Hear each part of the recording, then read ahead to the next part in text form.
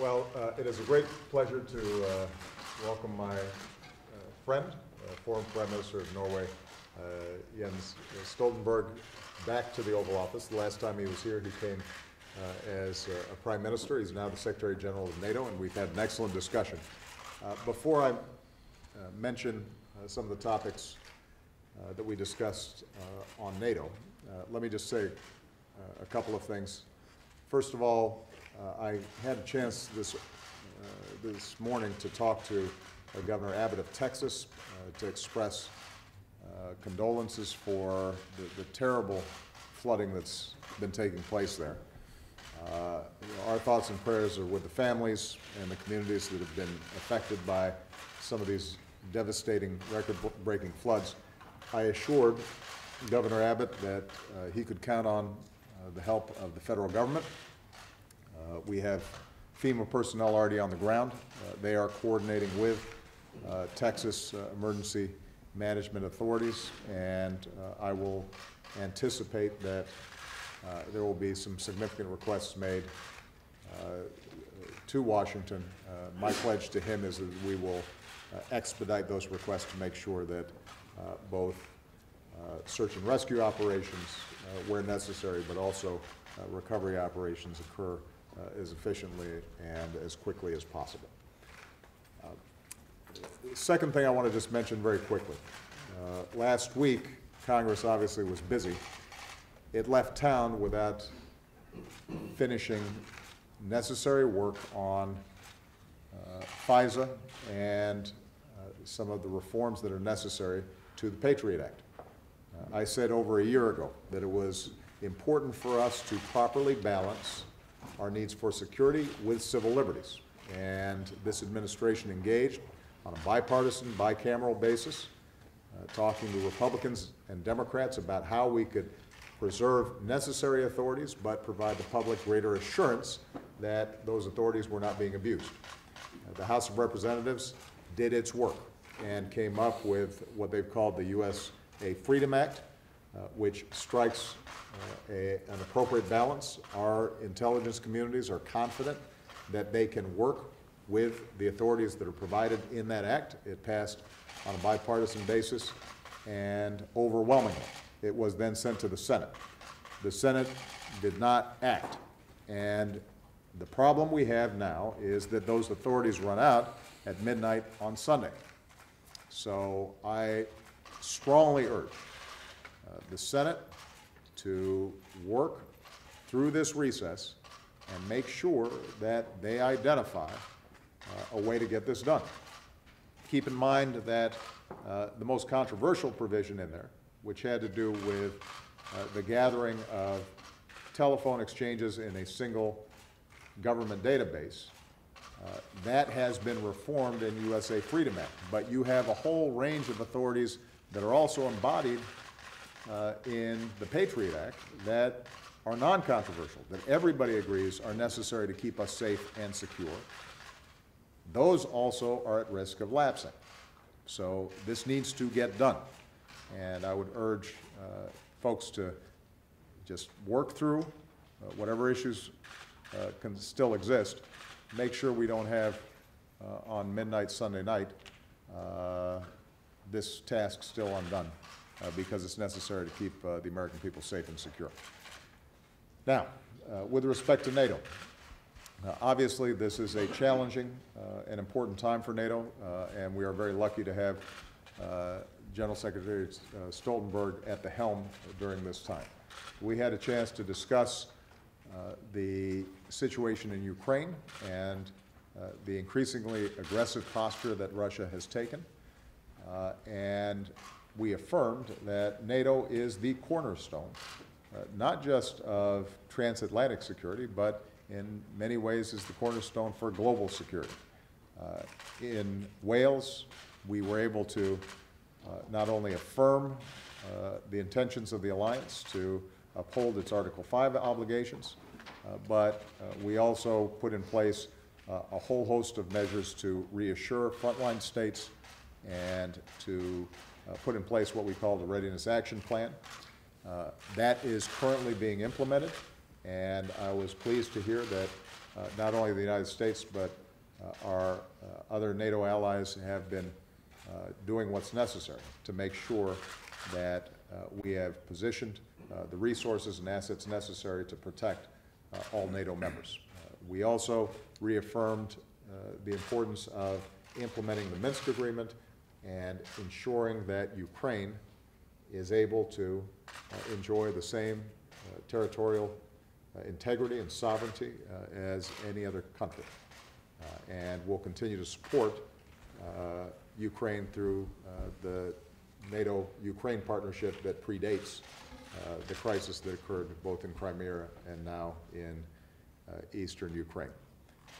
We also had an opportunity to discuss the fact that NATO is involved not just in the fault line of East and West that has traditionally been NATO's concern. NATO is necessarily recognizing a whole range of global challenges, particularly on what we've called its southern front. And we are working closely with NATO allies to make sure that we are partnering with other countries to address issues of counterterrorism, making sure that we continue to coordinate effectively in the fight against ISIL, because all 28 NATO members are members of the coalition to support the Iraqi government against the ISIL fight, to address the challenges that exist in Libya, right across from the Mediterranean. And obviously, there's great concern among a number of NATO members about the spillover effects of a chaotic situation there. That means increased defense capacity building with other countries like Iraq or GCC countries that are interested in working with us, as well as the African Union. It also means that we have to think about whether we are deploying and arranging our assets effectively to meet that threat. And finally, we had a chance to discuss not only how NATO is positioned, but also making sure that we finish the job with respect to Afghanistan. And when we meet in Warsaw later this year, we'll have an opportunity to assess how we will continue to support the Afghan National Security Forces now that we have transitioned out of our combat mission, to make sure that they can do the job, that they can secure and protect their own country.